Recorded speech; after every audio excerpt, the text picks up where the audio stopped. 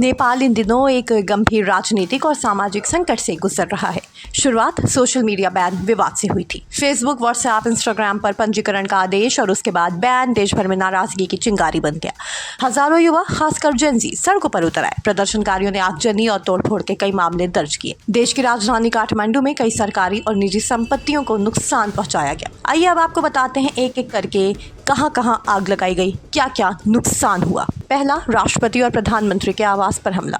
राष्ट्रपति रामचंद्र पटेल के सरकारी आवास में प्रदर्शनकारियों ने जबरन प्रवेश किया और कई सामान लूटे। राष्ट्रपति ने इसके बाद इस्तीफा दे दिया। प्रधानमंत्री केपी शर्मा ओली के निजी आवास पर भी आगजनी हुई। दूसरा, पूर्व प्रधानमंत्री और मंत्री के घरों पर हमला।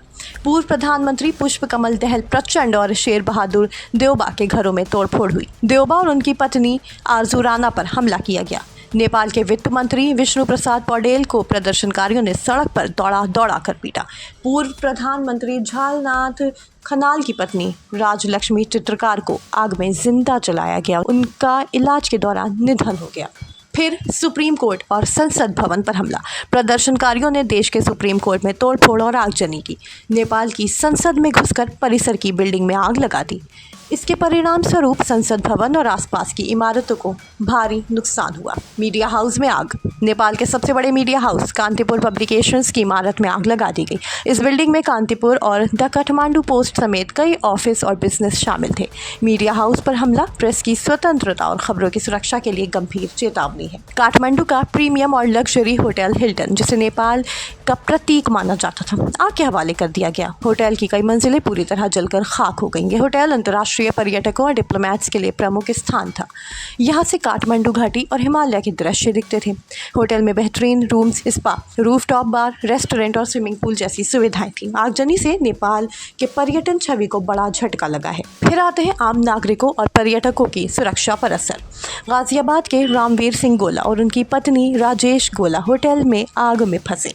दंपत्ति ने चौथी मंजिल से कूदकर जान बचाने की कोशिश की। इस दौरान राजेश गोला की उपचार के दौरान मौत हो गई। रामवीर सिंह घायल अवस्था में राहत कैंप में मिले। इस घटना से साफ है कि आम नागरिक भी हिंसा की चपेट में है। दरअसल गाजियाबाद के नंदग्राम थाना क्षेत्र की मास्टर कॉलोनी में रहने वाले रामवीर सिंह गोला, जिनकी उम्र 58 साल है, अपनी पत्नी राजेश गोला के साथ काठमांडू स्थित पशुपतिनाथ मंदिर में दर्शन के लिए 7 सितंबर को गए थे। भगवान पशुपतिनाथ के दर्शन के बाद दंपत्ति काठमांडू स्थित हयात रेसिडेंसी की चौथी मंजिल कमरे में ठहरे। रात करीब 11:30 बजे उपद्रवियों ने होटल में आग लगा दी। होटल आग से घिरा तो दंपत्ति ने चौथी मंजिल से कूदकर जान बचाने का प्रयास किया। दंपत्ति बचाव दल के बिछाए गद्दों पर गिरे। इस दौरान उपद्रवियों ने फिर से हमला बोल दिया। इसमें दंपत्ति बिछड़ गए थे। बुधवार को नेपाल से रामवीर सिंह के बेटे विशाल के पास फोन आया कि उनकी मां राजेश देवी की उपचार के दौरान मौत हो गई। बवाल की चपेट में आए रामवीर सिंह गोला 2 दिन बाद घायल अवस्था में राहत कैंप में मिले। फिर सिंह दरबार में घुसपैठ। प्रदर्शनकारियों ने सिंह दरबार का पश्चिमी गेट तोड़कर अंदर घुसपैठ की। सिंह दरबार नेपाल सरकार का हेडक्वार्टर है, जिसमें कई मंत्रालय और ऑफिसेज हैं। घुसपैठ और आगजनी से सरकारी रिकॉर्ड और दस्तावेजों को भी नुकसान पहुंचा। निजी संपत्तियों का नुकसान। प्रदर्शनकारियों ने कई हाई प्रोफाइल नेताओं के निजी आवासों पर हमला किया।